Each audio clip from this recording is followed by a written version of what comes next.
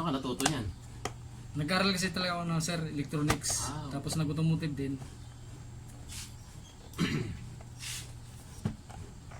Hindi lang ako nakapokus doon sa makina kasi mga gamit ko pang minor lang. Pero okay na rin yan. Electronic, madali gawin. Wala rin kasing space eh. Saka hindi madami. Oo. Yung pagmakina, akalas ko, baba makina. Overload. Kaya nga.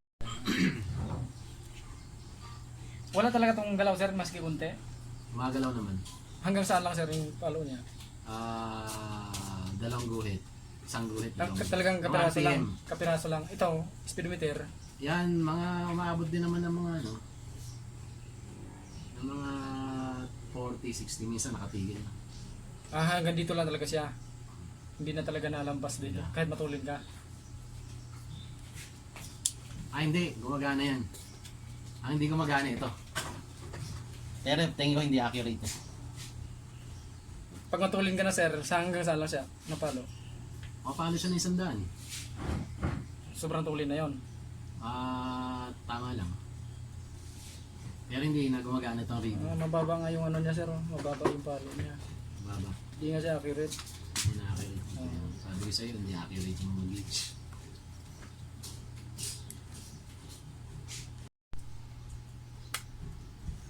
Ito sir, ito yung dahilan. Sunog eh. Alin? Yung dalawa. Resistor o capacitor? Kapasitor. Yan. Yan ang papalitan. Papalitan natin. Kitang-kita na, no?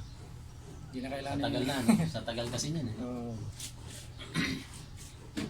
Dati yan. Okay, yun na unahin natin. Buti may mga ano ka na, no? May pisa na ako dyan. Nabili mo na talaga. Napanood ko yung isa mong ano eh. Ginawa na parang binaipas yung ano, piyesa. Yung Corolla eh, matigas eh. ibay talaga yan sir. Hindi kagaya ng mga ano ngayon, parang nilamukos na ano na eh. Mabangga ng konti, no? Oo. Parang yung aksidente sa ano, Antipolo, Mm. natrasan ng trailer. Ang kotse parang nilamukos na papid. Malambot na yung mga, parang sobrang nipis na yung lata niya, no? Kaya hindi na rin siya. Oo. Kaya bibitawan yung mga Corolla. Binangga nga ako ng ano eh, Fortuner, yung Fortuner eh. Gas-gas lang yung sa ano ko eh, Sa ko eh. Corolla. Matibay Sa na kanya yun. yung unahan niya, yun po eh. Tingin ako, sabi ko gas-gas ako eh. Nalilita ko.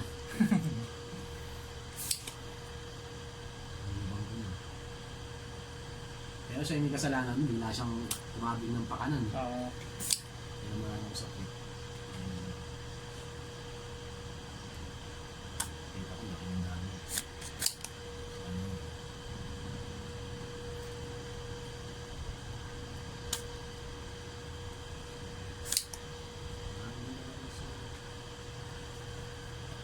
Nga lang ano ka dulo eh. Sulok. Madalas kami dito nakamataon sa kayo.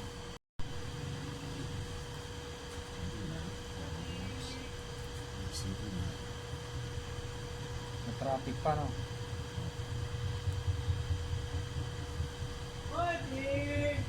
Kanino yung dalaan yung crosswind, sir? Sa'yo rin. Hindi ako yung service ko sa complex.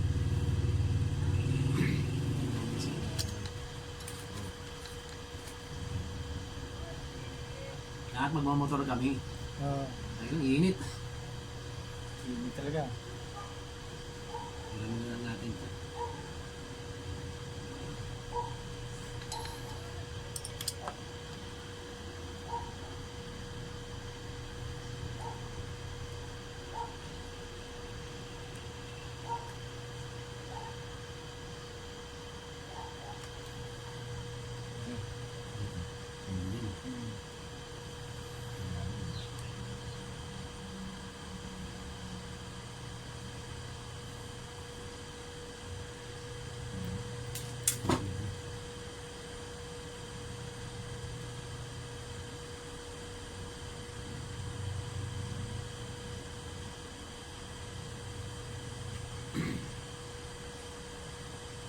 Filter kasi yan.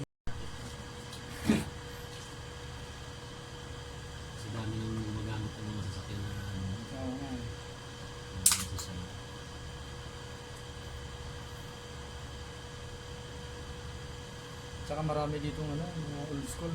Mahilig sa old school mga taga dito. Project, Oo. forma ng pangiliwas. Yung speaker sa mga. Kung ano accessories pinaglalagay. Meron nga, may nirepair nga akong ano, panel gauge eh. Nilagyan pa naman ng strip light yung yan, pang aparador. Ah, yung LED. Oo, yung LED na mahaba. Buti hindi na ganun. Siguro mga isang dupa kasi pinaikot-ikot niya lang doon no, sa loob. oo. Buti hindi nag-overload yung circuit. Kaya nga nagtaka daw siya bakit daw pag nagbukas daw siya ng pag pinailaw daw niya yung panel gauge parang naglalaro daw yung yung RPM. Paano nga lakas kumuha ng kuryente yun eh. Mabilis mag-drain yung battery. Oo. Dinarekta niya. Isang dipa yung nilagay. Gusto mo maliwanag yung gauge. Pinatanggal niya rin.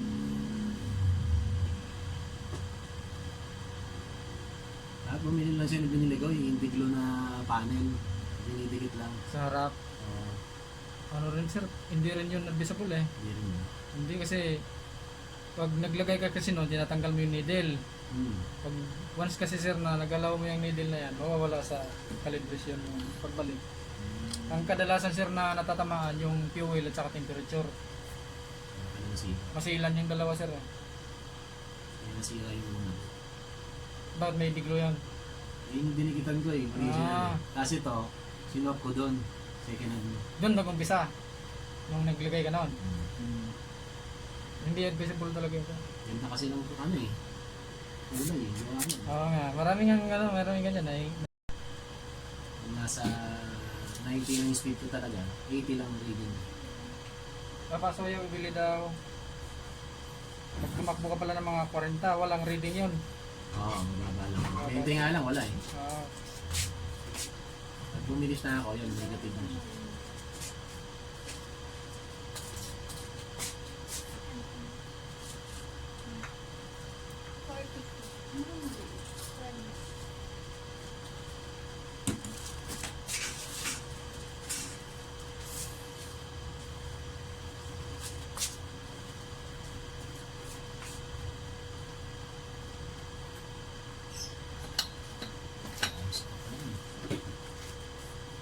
Sir, sunog din.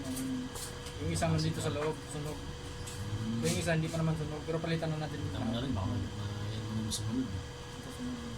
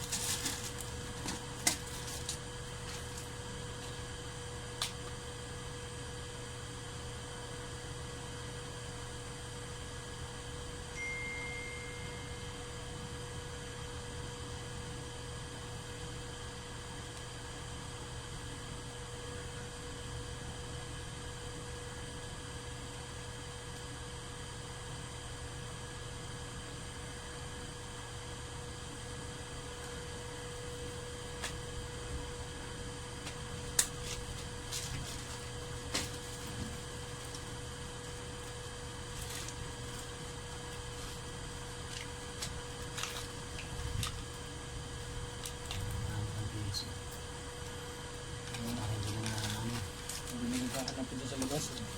Ako bumibili niyan. Round. Minsan, dyan lang din, ginamihan ko lang bili sa mga tindahan. Round na lang. Pero presyo, mas mura Mas sa mura sa raon, kaya lang malayo. sa akin. Pag maraming bibili mo talaga. Dami kang mahanap dun eh. Ang kainan din naman yan.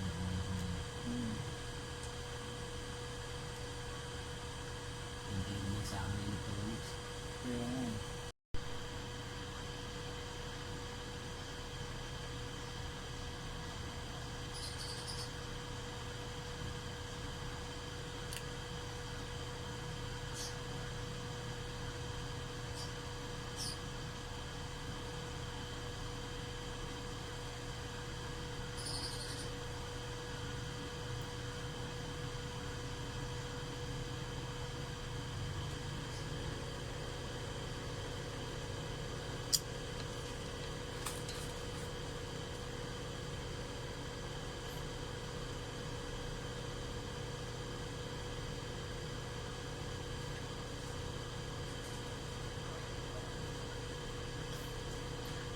Kapingin to kapit ba?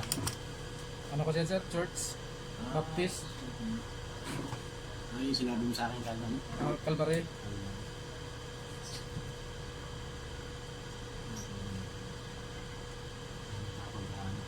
Linggo, tsaka Wednesday.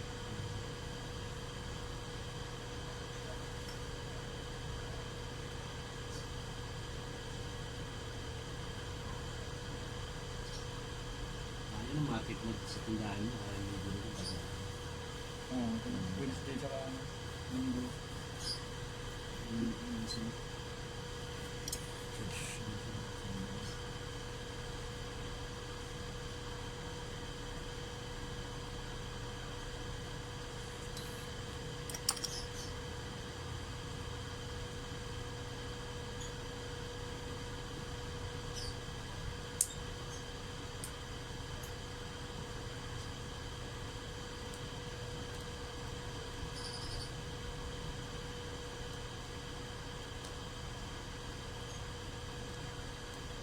Ito, ano paano?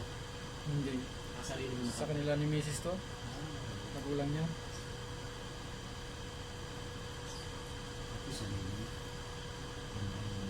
Ano ako eh, taga-probinsya ako eh. Saan pag-usa mo? Leyte. Kayo sir, dito talaga. Ano ako? Dito ako pinanganak sa Manila. Pero ang probinsya ko, Capiz tsaka Cebu. Bisaya ka, Cebuano ka rin sir. Hindi. Hindi ka marunong magsalita doon. May salita, dito ako pinanganak. Dito ka na lumaki. Yung nanay ko sa Cebu. Pero nagbakasyon kayo doon. Oo. Maliit pa ako. Kaya hindi ka natuto Ako doon ako lumaki. Yung mga kamag-anak din kami sa Leyte. Tapat lang naman yung Leyte at saka Cebu eh. Capiz. Malapit lang din yan doon. Iba ko ng salita ng tatay ko. Yan ba yung ano? Iba rin yung Karaya, ano? Iba yung sa Cebu naman, sa Oslo din yung nanay ko eh. Oslo. Wala, lahat. Nandito na lahat sila magkakapatid. Maganda rin sa Oslo daw eh. Resort yung ano nila ron eh. Property nila.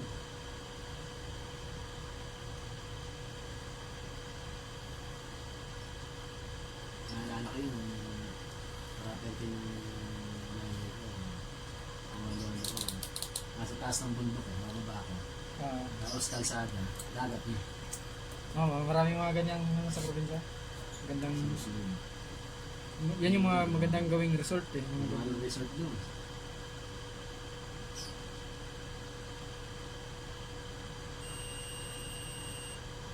Ang dami ng mga resort. Nagkikita yun pag pinang-resort. Ngayon hindi ka na napuntahan sa mga naman.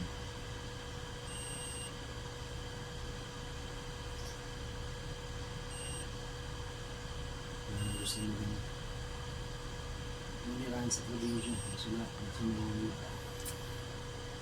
Dito yung maraming trabaho din kasi. Saka yung minimum, malaki yung minimum